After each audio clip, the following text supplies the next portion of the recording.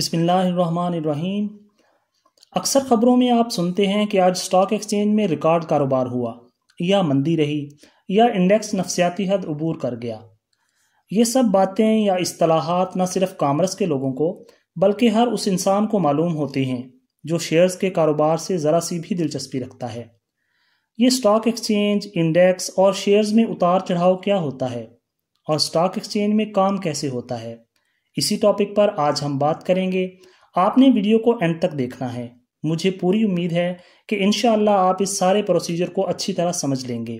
السلام علیکم، میرا نام ہے عبدالباسط اور آپ دیکھ رہے ہیں روزگار پاکستان یوٹیوب چینل۔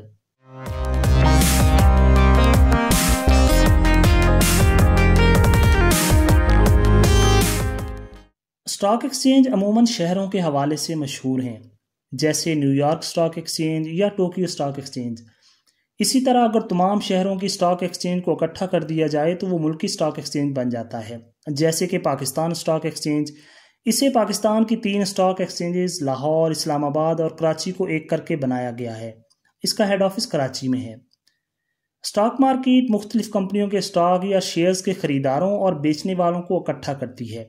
یہاں صرف اقتصادی لین دین ہوتا ہے اور شیئرز کا حقیقی جگہ پر وجود لازم نہیں ہوتا۔ یہاں ہونے والے سودوں میں کمپنیوں کے شیئرز کے علاوہ بانڈز بھی بیچے اور خریدے جاتے ہیں۔ شیئرز کا کاروبار اس طرح سے ہوتا ہے کہ بڑے ادارے بینکوں سے ادھار لینے کی بجائے کوشش کرتے ہیں کہ اپنے شیئرز یعنی کچھ کاروباری حصے عوام کو فروخت کر دیتے ہیں۔ یہ حصے شیئرز کہلاتے ہیں۔ ان شیئرز خریدنے والوں کو شیئر ہولڈرز کہا جاتا ہے۔ جب سالانہ منافع ہوتا ہے تو اس کو شیئر ہولڈرز میں ان کی انویسٹمنٹ کے حساب سے تقسیم کر دیا جاتا ہے۔ انڈیکس سے مراد یہ ہوتا ہے کہ کتنے شیئرز کی قیمت میں اضافہ ہوا اور کتنے کی قیمت میں کمی۔ اس کی بنیاد پر کل انڈیکس ظاہر ہوتا ہے کہ آج کتنا انڈیکس چڑھا یا گرا۔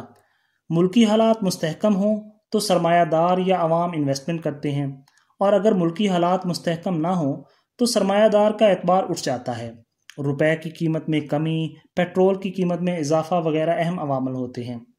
شیئرز خریدنے کے لیے باقاعدہ طور پر ڈاکومنٹیشن ہوتی ہے۔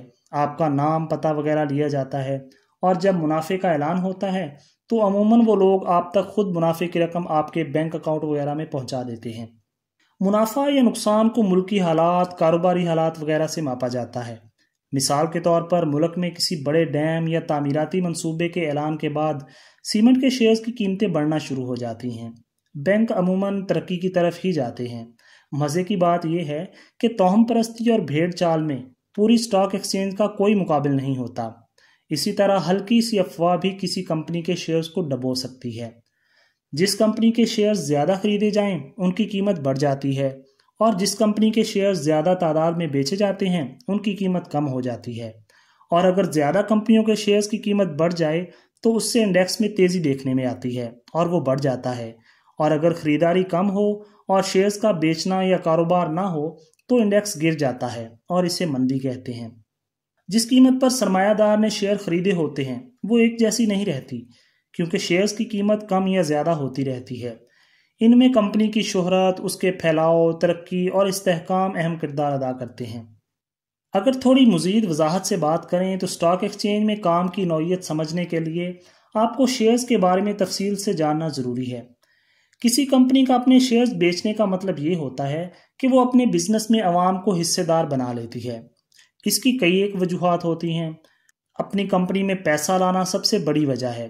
اس کی نوعیت بھی کئی قسم کی ہوتی ہے۔ مثلاً کچھ کمپنیز پہلی دفعہ اپنے شیئرز مارکیٹ میں لاتی ہیں، کچھ بعد میں اپنا سرمایہ بڑھانے کے لیے، اور کچھ وہ جن کی نجکاری ہوتی ہے اور حکومت عوام کو بھی اس میں حصہ دار بنا لیتی ہے، اور یہ ساری کی ساری پبلک لمیٹڈ کمپنیز ہوتی ہیں۔ شیئرز سے منافع کیسے ہوتا ہے؟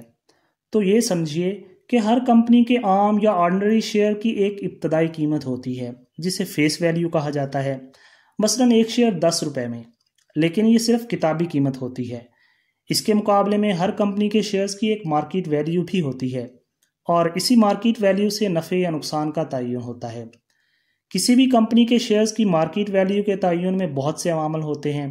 مثلاً کمپنی کی فائنینشیل پوزیشن کیسی ہے، اس چیز کو جج کرنے کے لیے کچھ انڈیکیٹرز ہوتے ہیں جو کہ ماہرین کا کام ہے۔ پھر اس کمپنی کی مارکیٹ میں ساکھ کیا ہے، اس کمپنی کے فیوچر پلانز کیا ہیں، اس کی مینجمنٹ کیسی ہے، وغیرہ وغیرہ۔ شیئر سے منافع دو قسم کا ہوتا ہے، ایک تو وہ جو سٹاک ایکسچینج میں ہوتا ہے، مثلا ایک شیئر آپ نے 100 روپے میں خریدا، کچھ دن بعد اس کی مارکیٹ ویلیو 200 روپے ہو گئی اور آپ نے اپنے شیئرز بیچ دیے۔ دوسری طرح کے منافع کو ڈیویڈینڈ کہتے ہیں۔ یہ وہ منافع ہوتا ہے جو کمپنی ہر سال یا 6 مہینے بعد اپنے شیئر ہولڈرز کو فی شیئر کے حساب سے دیتی ہے۔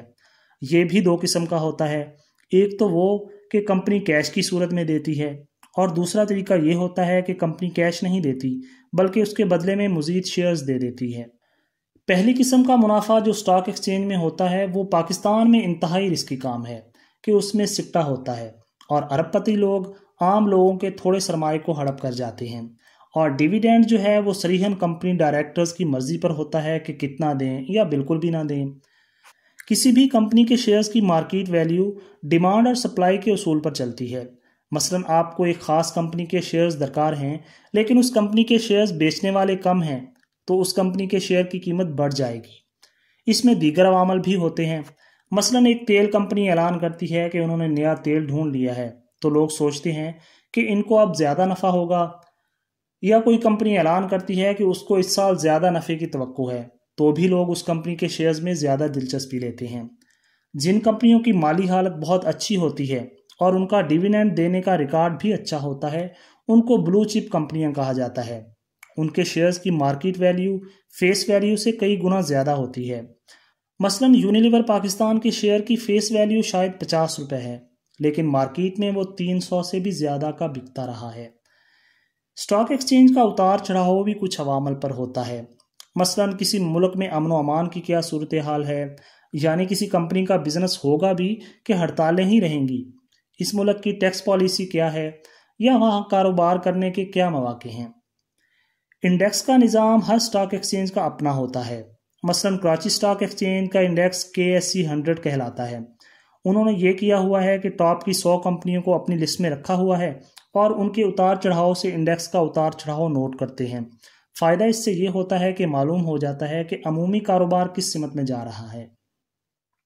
جب سٹاک ایکسچینج میں ہر طرف شیئر خریدنے والے ہوں گے تو شیئرز کی قیمت میں اضافہ ہوگا، جس کے نتیجے میں انڈیکس میں بھی اضافہ ہوگا، اور اگر سٹاک ایکسچینج میں ہر طرف شیئرز بیچنے والے ہوں گے تو انڈیکس نیچے گر جاتا ہے۔ پاکستان میں سٹاک ایکسچینج کا مسئلہ ذرا ٹیڑھا ہے، یہاں پر بڑے بڑے گروپس مصنوعی طور پر ڈیمانڈ بناتے ہیں۔ جب عام آدمی دیکھتا ہے کہ آج کل تو انڈیکس مسلسل اوپر ہی جا رہا ہے تو وہ بھی شیئرز مصنوعی بڑھی ہوئی قیمت پر خرید لیتا ہے۔ جب یہ سلسلہ شروع ہوتا ہے تو بڑے گروپ ایک دم سے شیئر بیچنا شروع کر دیتے ہیں اور شیئرز کی قیمت نیچے گر جاتی ہے۔